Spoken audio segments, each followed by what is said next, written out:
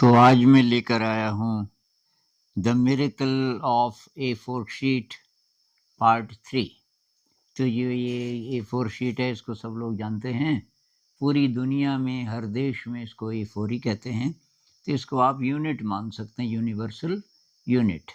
तो इसके दो पार्ट्स पहले मैं कर चुका हूँ, उनको आप देख लीजिए। तो ये अगर एक है तो फिर इसका जो आधा है, इसके 2 हिस्से करें, उनमें से एक ले लें ये वाला, तो इसको बोलेंगे 1/2, 1/2।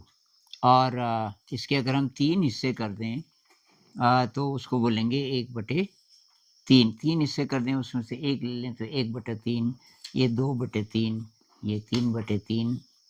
तो ये समान हर मतलब इक्वल डिनोमिनेटर, हर एक का साइज़ बराबर है। ये समान हर कैसे हम जोड़ सकते हैं बिना और कुछ किए, बिना एलसीएम लिए? तो यहाँ बच्चे समझेंगे, केवल कागज़ पे नहीं समझेंगे कि इनका साइज़ बराबर है, इसलिए ये पॉसिबल है। अगर साइज़ बराबर ना हो तो वहाँ दिक्कत आती है। मान लीजिए कि एक तो ये है और एक ये है।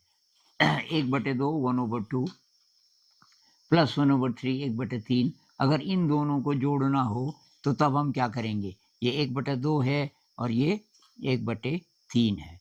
तो इनको अगर हमें ऐड करना हो तो क्या करेंगे? यहाँ पे मुश्किल आती है। तो इसके मैं 2 भी कर दूँ तो तब तो छोटा हो जा रहा है। कुछ और करना पड़ेगा। इसीलिए हम एलसीएम लेते हैं कि भई इसके कर देंगे 2 पार्ट्स ऐसे, और इसके कर देंगे हम 3 पार्ट्स ऐसे। तो तब इनको हम जोड़ सकते हैं क्योंकि साइज़ बराबर हो गया। एलसीएम क्यों लेते हैं? बच्चे को पता ही नहीं होता।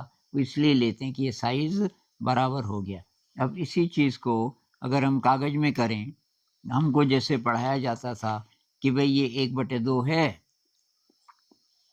प्लस 1/3 है।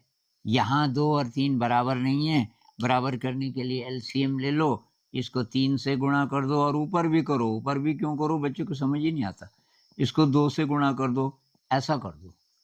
तो ये नीचे तो हो जाएगा 6, 3 दूनी 6, अरे 3 एकम 3 प्लस 3 दूनी ये भी 6 हो जाएगा, 2 एकम 2, क्योंकि ये हर समान हो गए। अब इक्वल डिनोमिनेटर है तो बराबर। अब इनको जोड़ दो, 3 और 2 5, 5/6। बहुत सारे बच्चे बोलते हैं इसकी ज़रूरत क्या है? 1 और 1 2 कर दो और 3 और 2 5 कर दो, 2/5 लिख देंगे। तो ये जब तक प्रैक्टिकली नहीं होगा समझ नहीं आएगा। तो ये है उसकी मिस्ट्री।